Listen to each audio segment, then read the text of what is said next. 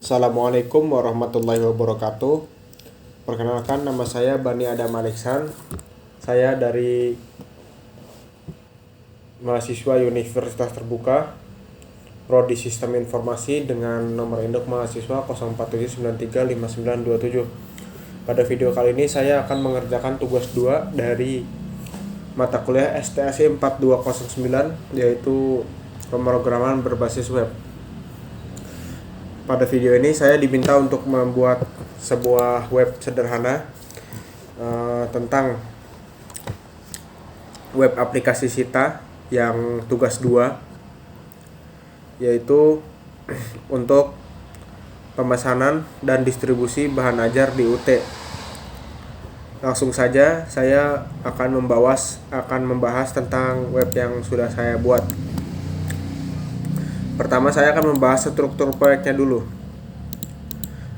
Pada proyek ini saya akan menunjukkan strukturnya, yaitu di sini ada root folder, yaitu tugas 2 view UT yang saya miliki 3 file HTML utama, yaitu index.html sebagai navigasi, stok HTML, terus tracking HTML. Terus saya juga membuat folder CSS yang mana isinya style CSS-nya. Kemudian saya membuat folder JS yang mana isinya ini untuk logika Vue.js-nya yang terdapat pada file stock app.js dan tracking app.js, yang mana ini terhubung dengan stok HTML dan tracking.html. Terus saya memisahkan data dari data bahan ajar.js yang sudah diberikan oleh tutor ke dalam 2 file ini, yang mana sesuai dengan relevansinya seperti yang diinstruksikan. Kemudian saya langsung menjelaskan di webnya, yaitu web halaman stok bahan ajar. Pada halaman ini di bagian atas saya mengimplementasikan fitur-fitur file filter, yaitu ada filter berdasarkan UT daerah, kemudian filter berdasarkan kategori, terus filter checkbox. Terus ada daftar stoknya, di mana daftar stok ini adalah daftar stok bahan ajar. Masuk ke file stok app.js.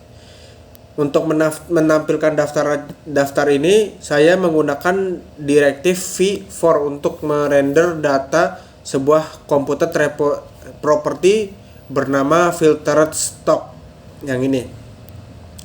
Untuk kolom catatan saya menggunakan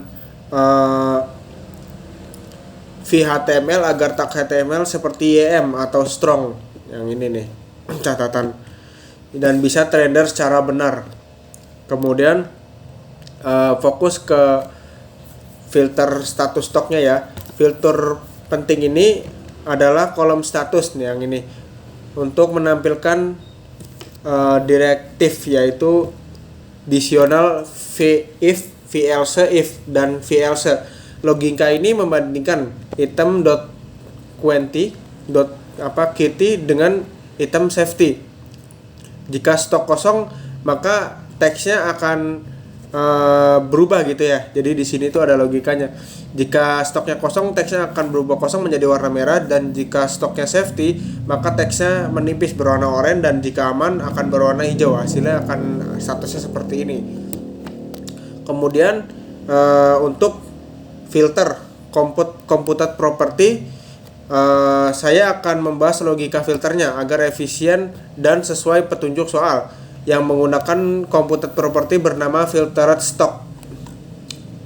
Nah, di dalam stok app.js, filter ini mengambil data di stok, nah yang ini, yang asli, lalu menyaringnya berdasarkan nilai filter UPBJJ, filter kategori, dan filter order yang terkait dengan V model. Menggunakan computed property memastikan daftar ini hanya dihitung ulang ketika salah satu nilai filter berubah sehingga lebih performan. Kemudian filter dependentnya ya, di sini kan ada filter dependent nih. Yang mana soal juga meminta untuk saya membuat filter dependent, di mana filter kategori baru muncul setelah UT daerah dipilih. Saya mengimplementasikan HTML menggunakan VIF, yaitu filter UPBJJ-nya, untuk memenuhi dua syarat minimal Wetcher. Saya membuat Wetcher pada filter.upbjj. Jika filter UPBJJ di reset, Wetcher ini akan otomatis mereset kategori pada Wetcher pertama.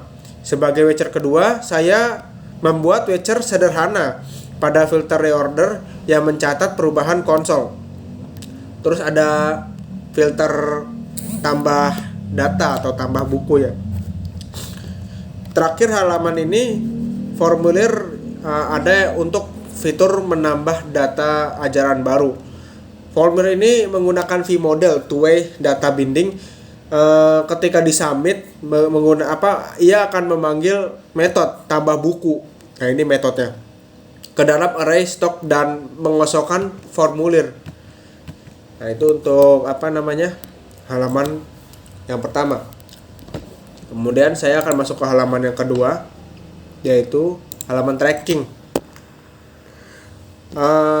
Di sini ada fitur fokus. Ya dia fokus yang di sini formulir untuk menambahkan DO baru. Nah, kita ke tracking. Nah, di sini ada fitur generate DO. Nah, ini nih. Tambah DO. Fitur pertama adalah nomor DO yang tergenerate secara otomatis. Saya mengimplementasikan menggunakan komputer property bernama next DO number. Yang ini nih. Nah, next DO number. Logika ini akan mengecek data tracking yang ada, mencari nomor sekuensial terakhir untuk tahun ini, menambahkannya 1 dan menformatnya dengan 4 star menjadi 3 digit sesuai format DO, tahun, dan 001. Kemudian filter pemilihan paket ya, selected packet. Fitur kedua adalah pemilihan paket. Nah, saat saya memilih paket, isi detail paket akan otomatis muncul. Misalnya saya pilih paket nih. Nah, itu ntar otomatis akan ada detailnya.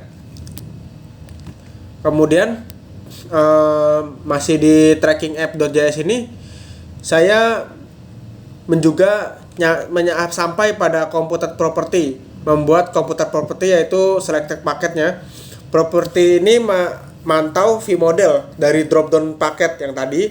Ketika paket dipilih, selected paket akan mencari data paket yang lengkap. Di HTML detail paket ditampilkan menggunakan VIF selected paket dengan total harga diikat ke bin ke selected paket.harga yang tadi. Terus ada filter simpan DO. Nah, yang ini nih. Filter simpan DO ini saat formulir tadi disubmit, ia akan memanggil metode yang tambah DO. Metode ini mengumpulkan semua data termasuk data dari komputer property lalu menambahkannya ke objek tracking. Di sini saya menggunakan this.set yang ini untuk menambahkan data baru ke objek ini, untuk memastikan reaktivitas view 2 tetap berjalan. Nah, kemungkinan kurang lebih seperti itu ya untuk fokus-fokus pada fungsi-fungsi utamanya. Juga di sini saya juga menambahkan sesuai di soal, yaitu untuk fungsi get today date, yang mana fungsi ini untuk memunculkan data tanggal pada hari ini ya, dengan menggunakan beberapa parameternya, kurang lebih seperti itu. Juga saya akan menunjukkan CSS-nya seperti ini. Mungkin hanya sampai sini video saya untuk menjelaskan tugas 2 saya dari soal yang sudah diberikan oleh tutor atau dosen saya. Kurang lebihnya mohon maaf. Sekian, terima kasih.